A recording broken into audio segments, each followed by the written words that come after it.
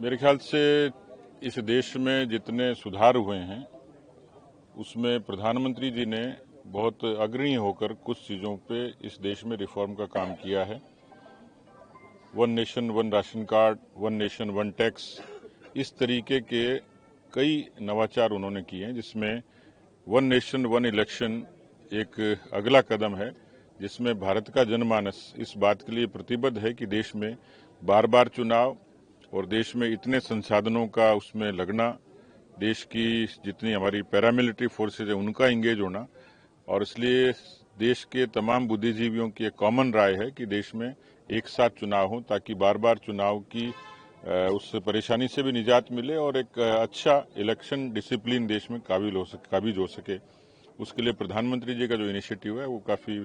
बेहतरीन है और मुझे लगता है कि देश सही दिशा में जा रहा है। हरियाणा चुनाव के बाद जो परिणाम आने के बाद अब दो बड़े चुनाव, महाराष्ट्र की बात की जाए, झारखंड की बात है, उसकी है, क्या उम्मीद करी जाए? देखिए, जो राजनीति में कई बार कुछ मिथक होते हैं, लेकिन भारतीय जनता पार्टी ने हरियाणा में पहली बार सरकार बनाने का मिथक तोड़ा, दूसरी बार का तोड़ा और तीसरी बार देश की राजनीति में इसकी बड़ी चर्चा होती थी। लेकिन भारतीय जनता पार्टी के कार्यकर्ताओं के परिश्रम ने, मोदी जी की सरकार के कामकाज ने, हरियाणा की बीजेपी की टीम ने इस बात को साबित किया और एक ऐतिहासिक जीत हुई। उसका असर केवल महाराष्ट्र और झारखंड में नहीं, राजस्थान के उपचुनाव पर भी सीधा सीधा असर होगा। ये साबित हो गया कि देश की जनता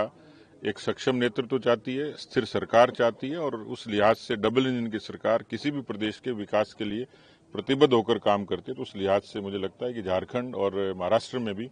भारतीय जनता पार्टी को अच्छी बढ़त मिलेगी। पुनिया साहब, क्योंकि राजस्थान के वरिष्ठ नेता है, पिछली अशोक गहलोत सरकार के यदि कार्यकाल की बात की जाए, तत्कालिक शिक्षा मंत्री जो थे गोविंद सिंह डोटासरा, उनके कार्यकाल की कई चीज़ें विवादों में रही, खासतौर पर जो पाठ्य पुस्तक की सामग्री हो या फिर शिक्षा से जुड़ी हुई कुछ नीतियाँ हो। हाल ही में मौजूदा सरकार ने एक जो पाठ्य पुस्तक थी जो 2002 में, जिसमें गोधारा जो कांड था उसका उल्लेख किया गया, तो उन पुस्तकों को वापस लौटा दिया है। कहीं ना कहीं ये आरोप था कि जो पिछली सरकार थी वो इन पुस्तकों के माध्यम से जो पढ़ने वाले बच्चे हैं उनके मन में गलत धारणा जा रही थी गोधारा कांड को लेकर। देखिए, देश में शिक्षा और इतिहास को लिखने के क्रम में मैकाले ने जो शिक्षा थोपने की कोशिश की थी और जिस तरीके से वामपंथी विचार के लोगों ने भारत के उस साहित्य से छेड़छाड़ की कोशिश की, तथ्यों को छुपाया गया। भारतीय जनता पार्टी की सरकारों ने निरपेक्ष तरीके से राष्ट्रवादी साहित्य को प्रमोट किया, लेकिन कांग्रेस की फितरत रही है कि वो इतिहास से भी बचती है, संस्कृति से भी बचती है और विचार से भी बचती है। और इसलिए स्वाभाविक तौर पर गोधरा कांड के बारे में जो प्रमाणिक तथ्य थे उनकी अनदेखी करके कांग्रेस पार्टी ने अपने विचार को थोपने की कोशिश की, जो कतई उचित नहीं था। मुझे लगता है कि अब जब समय बदला है, सारी चीजें बदली हैं, तो जनता के समक्ष वो सारी सच्चाइयां आई हैं।